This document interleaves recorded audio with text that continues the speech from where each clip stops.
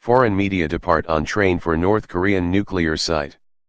WONSAN, North Korea. A group of foreign journalists departed by train Wednesday to watch the dismantling of North Korea's nuclear test site after 8 reporters from South Korea received last-minute permission to join them. The remote site deep in the mountains of the North's sparsely populated northeast interior is expected to have a formal closing ceremony in the next day or two, depending on the weather. The closing was announced by North Korean leader Kim Jong Un ahead of his planned summit with U.S. President Donald Trump next month.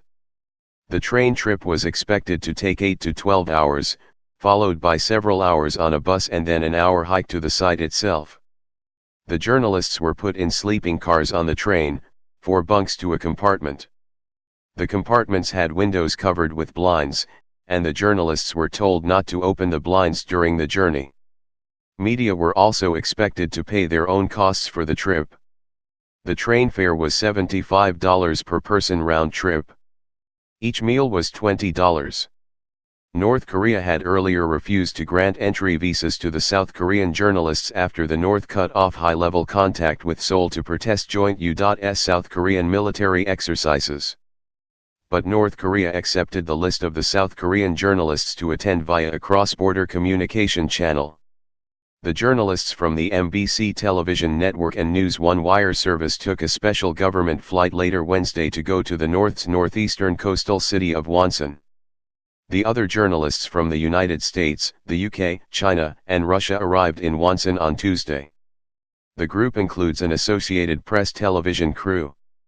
The North's 11th-hour decision to allow the South Koreans to join came just after Trump met South Korean President Moon Jae-in in Washington to try to keep the Kim-Trump summit from going off the rails. Trump indicated he believes the meeting will take place, but left open the possibility it would be delayed or even cancelled if a fruitful outcome doesn't seem likely. The summit could offer a historic chance for peace on the Korean peninsula. But there has been increasing pessimism about the meeting after North Korea scrapped the inter-Korean talks and threatened to do the same for the Kim-Trump summit in protest of the South Korea U.S. military drills and what it calls Washington's push for one-sided disarmament. The North's decision to close the Punggye-ri nuclear test site has generally been seen as a welcome gesture by Kim to set a positive tone ahead of the summit. Even so, it is not an irreversible move and would need to be followed by many more significant measures to meet Trump's demands for real denuclearization. By bringing in the foreign media, mainly television networks, the North is apparently hoping to have images of the closing including explosions to collapse tunnel entrances broadcast around the world. But it has not invited international inspectors to the ceremony, which limits its value as a serious concession.